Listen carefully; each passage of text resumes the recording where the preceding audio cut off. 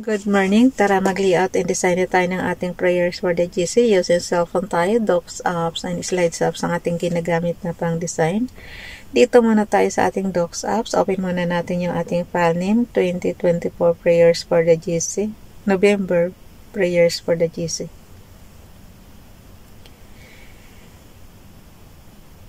Pindutin natin yung ating format menu. 29. Ang ating font is Cabet, size 18, text color ay neon blue, highlight color is yellow. Pag nagkamali kayo guys, ando lang. So, yun. Tapos, i-X na natin yung ating format menu. Naka kasi ito. Ayan, tinanggal ko na. Ang hirap galawin yung cellphone pag naka-charge. From Family GC, yung mga gustong sumali sa Family GC, guys, pakikontak yung aming founder, Harry B. De La Cruz, or yung mga admins, co-founder Muti, admins Roger Pakatang, Eileen Samarin, Aiki Akma, Sari Pulingan, Nanay Ilsa Samarikat, ang inyong lingkod Ralph Lion Pag-Vlogs. Pakisubscribe na rin sa kanilang mga YouTube channel. And then yung mga gusto magpa-member dyan sa Family GC, i-add na lang sa GC guys, and then i-confirm na yan ng mga admins. Dito muna tayo sa prayer ni Princess Diane channel. Kinuha lang natin yan sa Google guys. And then, nilalagyan lang natin ng konting editing. Ini-edit lang natin ng konti so may papasa na tayong prayers. Although maganda rin yung ang ginagawa ko kasi, kumukuha ako ng mga prayers, tapos katulad niyan dinudugtugan ko na lang siya ng konting design. So ganyan na lang. And then dagdagan nyo na lang ng pansarili nyong prayers guys, kasi masasabi nyo ko konti lang ito, pero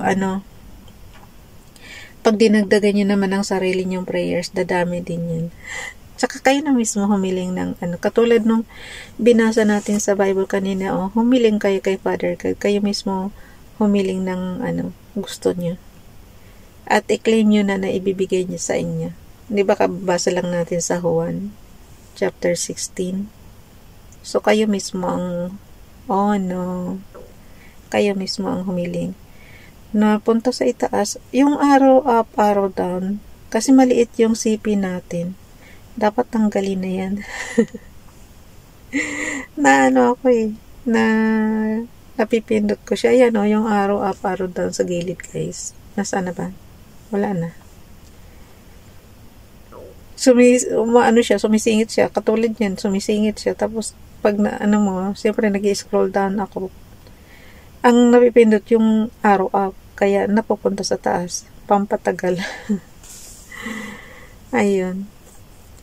Basahin ko na yung prayers natin kay Princess Diane channel. Paki-subscribe. Dear Heavenly Father, as the first rays of sunlight pierce the horizon, my heart awakens to the multitude of blessings you bestowed upon me. Amen. Kay Ralph Lion Pag-Vlogs naman, bilisan na natin at magtatrabaho na tayo. Ang bagal ko yata ngayon. Okay, the gift of another day, the sound of birds singing, and the steady rhythm of my heart, all testify of your great love and the intricate care you have for your creation. Amen. Dali na natin yan sa ating slides apps, and then basahin natin yung i-repost prayers natin. So, dito tayo sa slides number 29. Isang araw na lang guys, 30 na. And then susunod December na. 'Di ba? Edit slide tayo. So, sabi ko nga sa inyo, basahin ko na lang siya. Pag hindi niyo mabasa mga ka-GC ko, i-zoom nyo lang katulad ng ginagawa ko ngayon. Isang finger sa taas, isang finger sa baba. So, tapos batakin mo lang ng pataas, ganun. So malaki na siya.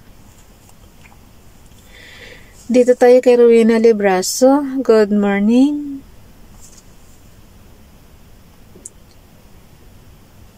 Best life nakalagay. May God shower you today with one blessing after another. Have a great day. Okay. Nakalagay dito sa gilid, you are very special. Thank you. Kay FB Esperanza Tintero Gutierrez, may you be happy, be safe, be well, have comfort, have strength, have courage, have peace, have joy. May you be blessed today and every day. Good morning. Thank you, Mother Ispe. Paki-follow sa kanyang Esperanza Tintero Gutierrez na Facebook account, guys. So, dito naman tayo kay Princess Dayan Channel. Yung 29 November 2023, basahin lang natin. Ibig sabihin ito, guys, yung last year na prayer natin to. Kaya malalaman mo talaga kung ano yung prayer natin kasi nare-repost prayers natin. O come, let us worship and bow down. Let us kneel before the Lord, our Maker. Psalms chapter 95 verse 6. Carol Playan Pag-vlogs naman. Yeshaya, Isaiah. Ito yung Hebrews, ano niya, guys. Yung, di ba dati, kumukuha pa tayo ng prayer sa Hebrews Bible. So, ito yan.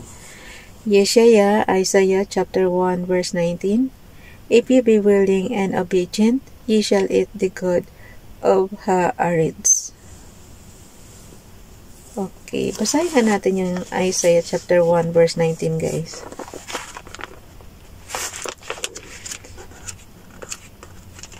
Okay, ano ba? Isaiah, Genesis, Exodus, Leviticus, Number, Deuteronomy, Joshua, Judges, 13, 1st and 2nd Samuel, 1st and 2nd King, 1st and 2nd Chronicles, Ezra, Nehemiah,